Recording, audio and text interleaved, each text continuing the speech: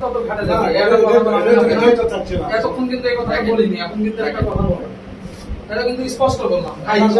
ভাই বললাম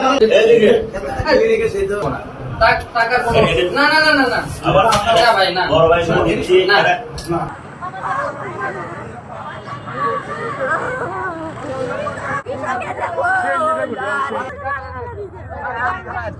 কি চিকিৎসা করানোর জন্য নিয়ে আসছিলেন?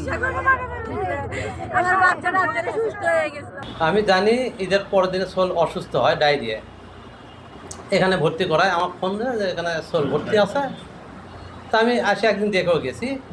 এক্সট্রিম মশার কয়েল প্ল্যান্ট ফাইবার দিয়ে তৈরি, ডেঙ্গু চিকুনগুনিয়া বাহি সহ যে কোনো মশার বিরুদ্ধে দেয় এক্সট্রিম সুরক্ষা।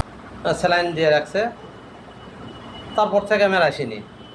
আজকে সকালবেলা আমার ভাগ্নি ফোন দিয়ে বলতেছে যে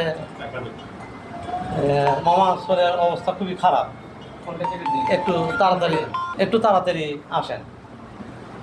তা আমি আমার ছোটো ব্যাগ সাথে করে নিয়ে আসতেছিলাম, বনানি আসার পথে আবার দেখি ফোন দিয়েছে, দিয়ে বলতেছে বাচ্চা মারা গেছে। তা আসলাম, এসে দেখি যে হ্যাঁ বাচ্চা মারা গেছে।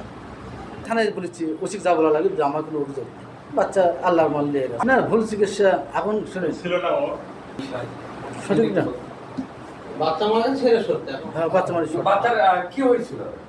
বাচ্চা ডায়রিয়া, বাচ্চা না ডায়রিয়া।